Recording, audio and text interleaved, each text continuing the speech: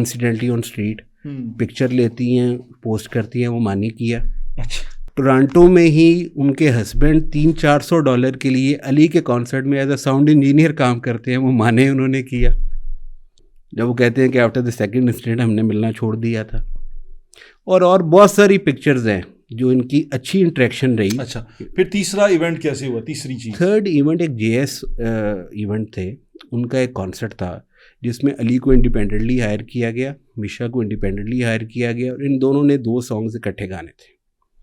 उसकी रिहर्सल, क्योंकि अली का जो स्टूडियो है वो state of the art studio है जी, तो सो दे डिसाइडेड कि हम म्यूचुअली एक बैंड क्रिएट करेंगे, और वो जो बैंड होगा वो म्यूज़िक बजाएगा और हम दोनों वहाँ रिहर्सल करेंगे ताकि अगले दिन हम कॉन्सर्ट कर सकें। अब जब जैमिंग सेशन किया था, जो जैमिंग सेशन है, इसमें एक बड़ी इंपॉर्टेंट बात ये है कि मिशा जब जैमिंग सेशन का कॉन्ट्रैक्ट साइन करने के बारे में लिख रही हैं अदालत में और बयान दे रही है, तो वो कहती हैं जी मैं साइन करते हुए घबराई हुई थी क्योंकि इस बंदे ने मुझे 2 दफ़ा अरेस्ट किया था। ओके, सो शी सेड कि जी मैंने इनिशियली ये सोचा कि मैं ये ना साइन करूं, ठीक है, and then she convinced herself कि जी this is my bread and butter और I will limit my interaction which is necessary for the purpose of my contractual obligation. जरा उर्दू में बताएं, मेरे सुनने वाले समझ आए। उन्होंने ये कहा कि पहले तो मैंने सोचा मैं ना करूं, लेकिन ये मेरी रोज़ी रोटी है, और फिर मैंने ये चीज़ डिसाइड की। अब अपने आप से बात कर रही है, मैंने ये डिसाइड किया कि मैं सिर्फ वो करूँगी जो मेरे कॉन्ट्रैक्ट में लिखा हुआ है। जितनी चीज़ मुझे मेरा कॉन्ट्रैक्ट मेरे पे लाजिम करार देता है कि भाई ये काम रिहर्सल करना, ये उनके कॉन्ट्रैक्ट का पार्ट था, कॉन्सर्ट पे जाके गाना ये कॉन्ट्रैक्ट का पार्ट था। उन्होंने कहा जी, मैंने कहा मैं इससे ज़्यादा फिर कुछ नहीं करूँगी। इनके मैनेजर ने जो जैमिंग सेशन में मौजूद थे और मिशा ने ये बात अदालत से दोनों ने छुपाई कि ये जैमिंग सेशन से भी एक दिन पहले अली के घर गए। इन्होंने ये बात अदालत से छुपाई कि उस जैमिंग सेशन की रिहर्सल के लिए मिशा वॉज द वन जिन्होंने अली से पहले रब्ता किया।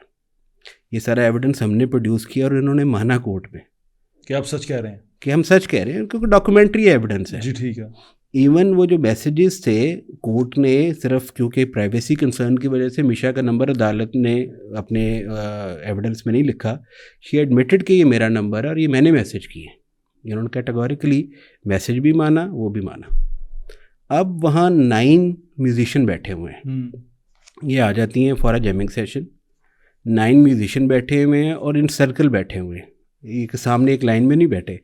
आप जैसे आप बैठे हुए हैं इधर से, इसी से लेके यहाँ तक बैठे हैं, और इधर सामने 2 म्यूजिशियन खड़े हुए हैं 3 से 4 फुट के फासले पे, और बैक साइड के ऊपर ड्रमर बैठा हुआ है। सामने 9 म्यूजिशियन के अलावा JS इवेंट ऑर्गेनाइज़र बैठा हुआ है, और लोग बैठे हैं, अली का मैनेजर बैठा है, मिशा का मैनेजर बैठे हैं, और लोग बैठे हुए हैं। 15-20 लोग बैठे हुए हैं। कुछ लोग वीडियोस भी बना रहे हैं। वो कहती हैं जी लिरिक्स पढ़ते हुए इन्होंने मुझे दोबारा हरास कर दिया। वो वीडियोस मैंने भी देखी हैं जैमिंग। अब वो जो 9 आई विटनेस थे वो कोर्ट में आए सब 9 के 9 आए, और उनमें 2 फीमेल वोकलिस्ट है, ठीक है, जो उनके सबसे शायद करीब खड़ी थी। अच्छा। उन दोनों ने, अब आपको इसमें इंटरेस्टिंग बात ये है कि ये जो 9 के 9 विटनेसेस हैं, इन्होंने 19/4 को जब मिशा ने मेरे खिलाफ पब्लिक एलिगेशन लगाया, इन्होंने मुझे सपोर्ट नहीं किया। इन्होंने आके ये भी नहीं कहा कि नहीं यार अली ज़फ़र के साथ हम काम करते रहे हैं, वी डोंट बिलीव। इन्होंने बिल्कुल सपोर्ट नहीं किया, किसी ने मुझे सपोर्ट नहीं किया।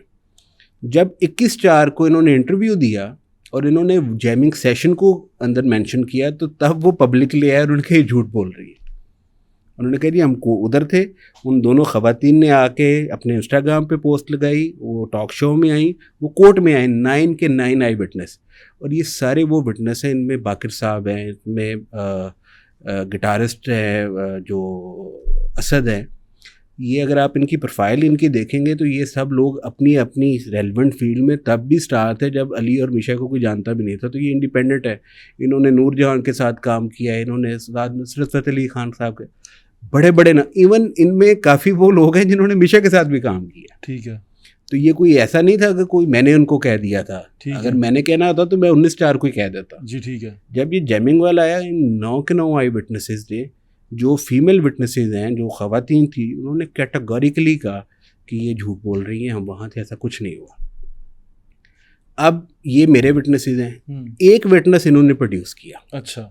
अब आपको मैंने कहा है कि जी इनके हस्बैंड 2 जगह पे थे, इनके हस्बैंड की कैटेगोरिकल स्टेटमेंट है कोर्ट में कि मैंने कुछ ऐसा नहीं देखा जो मिशा कह रही है। अच्छा, उसने देखा ही कुछ नहीं। ओके। तीसरा विटनेस इन्होंने प्रोड्यूस किया अपना मैनेजर जो जैमिंग सेशन पे था, उनका कैटेगोरिकल स्टेटमेंट है अपने एग्जामिनेशन चीफ में, I did not see any act of sexual harassment as alleged by Misha. अच्छा, मैंने ऐसा कोई एक्ट ऑफ हरासमेंट नहीं देखा जो मिशा एलिगेशन लगा रही है, ये उनका अपना विटनेस कह रहा है कोर्ट में आके।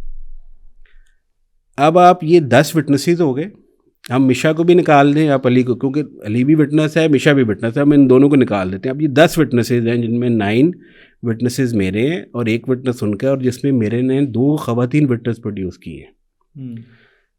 उसके बाद ये कहती हैं मैं वहाँ से निकली, मैंने अपने मैनेजर से कहा कि आइंदा मुझे अली के साथ बुक ना करना। ओके।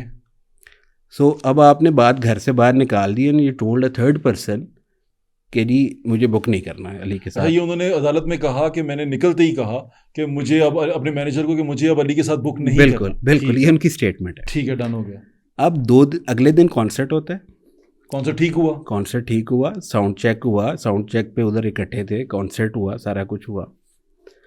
अब कॉन्सर्ट के बाद ये जैमिंग सेशन के 2 दिन बाद एक पब्लिक पोस्ट लगाती है अपनी और अली की पिक्चर। ओके। और ये कहती हैं कि I think I travel post slower than I travel crooning with Ali Zafar in Islamabad. उस पोस्ट को ये डिलीट कर देती हैं एलिगेशन के साथ ही। ओके। इन्होंने एविडेंस को भी ख़त्म किया। ओके। उसी पिक्चर को, ये एक व्हाट्सएप ग्रुप था जिसमें अली भी थे, मिशा भी थी और वो ऑर्गेनाइज़र भी था, अपनी पिक्चर और अली की पिक्चर उस व्हाट्सएप ग्रुप में शेयर करती हैं 2 दिन बाद, जब ये 2 दिन पहले मैनेजर को भी इनफ इज़ इनफ कह चुकी हैं, ये ख़ुद भी डिसाइड कर चुकी हैं। ये उस पिक्चर को शेयर करती हैं व्हाट्सएप ग्रुप में और रेड हार्ट भेजती हैं और कहती हैं आई लव दिस पिक्चर। ये अली उस ग्रुप में भेजती हैं? इस ग्रुप में। अच्छा, मैं एक सवाल पूछना बड़ी इंपॉर्टेंट आखिरी चीज़ बताइएगा। अब जो ये कहती है मैं जैमिंग सेशन में रह हुई, उसी जैमिंग सेशन को लेके ये एक व्हाट्सएप मैसेज करती है उसी ग्रुप में। ठीक है। और कहती है had a great time jamming and performing hectic but memorable.